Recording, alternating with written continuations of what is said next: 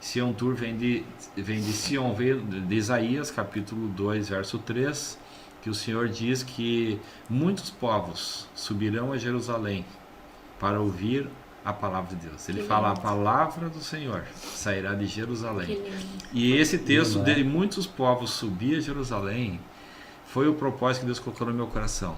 Levar os cristãos a conhecer Sião. Sião é um nome muito profundo. Em hebraico é Sion. Em espanhol é Sion. E em português Sião. Em inglês Zion.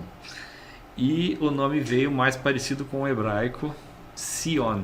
Sion Tur. Porque era esse propósito de levar a Sião. Sião é o local que Deus escolheu na terra.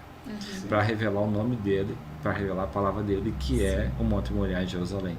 E é ali que ele vai voltar a reinar no final dos tempos. E é para lá que está o início de tudo, o palco para a revelação. Deus ama todos, né, Clério? Mas tem um carinho especial pelo povo judeu, né? Sim. Isso é bíblico, né? É bíblico. É bíblico. Que foi deles que veio para nós Jesus, que veio para nós a palavra, a promessa, a fé, a bênção, a esperança. Paulo fala aos Efésios, nós estávamos distantes, mas ele evangelizou os que estavam perto e os que estavam longe.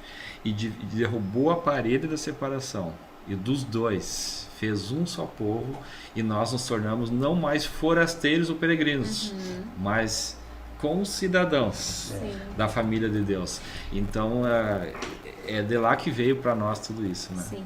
Clério, nós já estamos realmente chegando no final do nosso podcast, mas eu acho que é muito importante também falar, né, amor? Nós vivemos dias difíceis na Terra, né? Já vimos coisas, né, pandemia, coisas que a gente nunca imaginou que fosse viver no Brasil, já vivemos, né? E esses dias atrás eu vi um videozinho de uma repórter falando um pouco sobre a questão do Mar Morto, que tem lugares que já tem vida, né? Que era uma coisa que era impossível. O mar é morto, ele tem um alto teor de sal que não existe vida, né?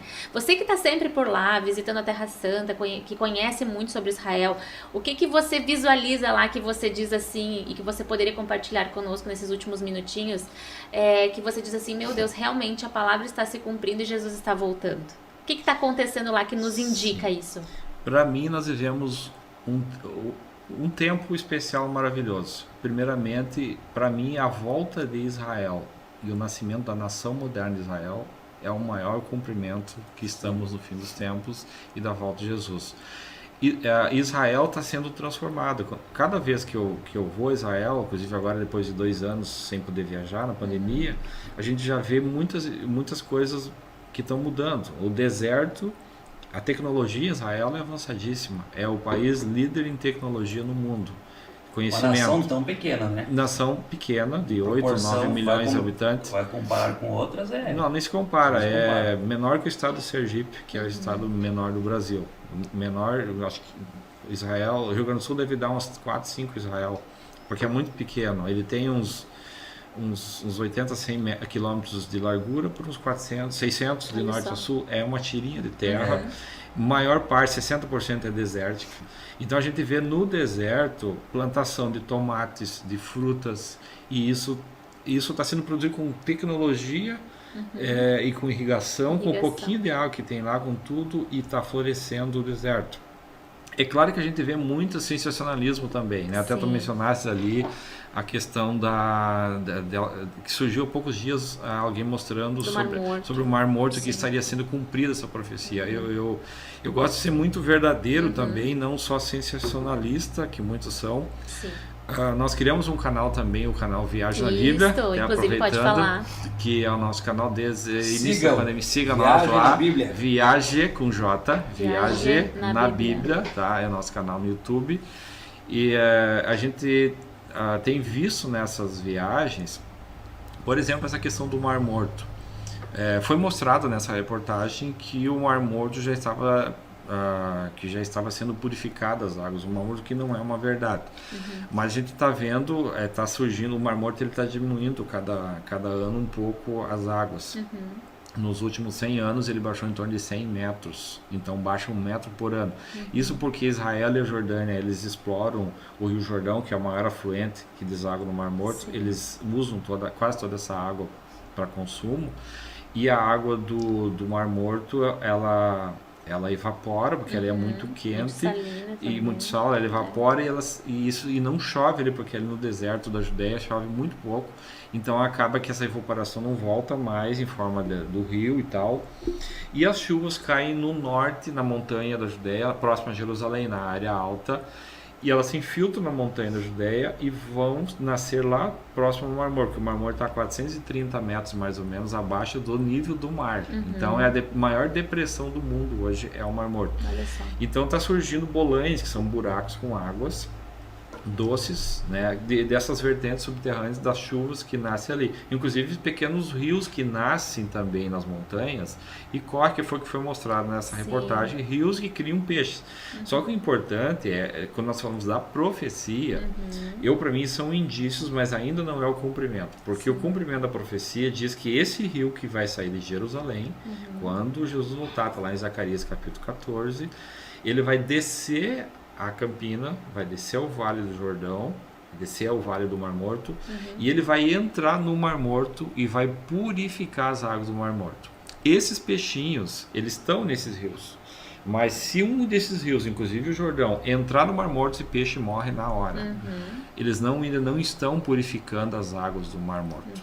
E isso as pessoas usam até como um sensacionalismo. Eu vi isso, eu até quero gravar um vídeo no canal comentando sobre isso, porque muitas pessoas, é um canal muito assistido, as pessoas olham isso e claro que eu vejo como um indício, mas ainda não é o cumprimento. E a profecia, essa profecia em si, né? Ela é para, no teu entendimento, né? Ela é para depois da volta de Jesus ou antes da volta de Jesus? Para mim, no meu entendimento, pastor Humberto, depois da volta de Jesus, porque está exatamente quando Jesus toca o pé no Monte das Oliveiras que brota esse rio. Aí que tá, eu também penso dessa forma, e por isso que já está se preparando isso. Então quer dizer que não precisa se cumprir agora dessa forma para Jesus voltar, né? Não. Porque será na volta de Jesus, né? Então quer dizer que Jesus está às portas mesmo. Isso sem dúvida. De diversas formas, né? Diversas formas. Porque não só isso em si, a gente né? vê o Mar Morto secando. É um indício que vai, claro que tá não é necessário, né? mas vai entrar água lá e vai purificar. E vai ter muito peixe, vai ter pescadores. Só que os pântanos, diz na escritura, ficarão para a produção de sal. E o sul do Mar Morto hoje, próximo onde tem a região hoteleira, tem fábricas que extraem produtos químicos, sal também, do mar, ali, do Mar Morto. Então, provavelmente isso continuará no reino de Jesus depois para a produção de sal para as nações. Não. Mas a gente vê o deserto florescendo, que é um milagre. A gente vê o próprio nação de Israel hoje. A potência que potência que é, e no unificada. Isso aí a gente vê no centro das notícias hoje do mundo, todo mundo olha para Israel. A inimizade contra Israel, povos contra Israel, isso também é bíblico, né? Para a preparação da grande guerra, né, que Israel vai enfrentar, né, de nações contra Israel, que vai ser quando Jesus vai, né? Exatamente. Lutar em favor e dar a vitória para Israel, né? Isso. Então, assim, de diversas formas a gente vê que a vinda de Jesus está se aproximando. Muito próximo. Poderia acontecer já, né? E não seria ninguém pego de surpresa, porque o mundo se prepara, Israel se prepara, mesmo não acreditando da forma que nós acreditamos, né? Mas Israel já está se preparando para a vinda, né, de um Salvador, né? Sim. Todos esperam o Messias.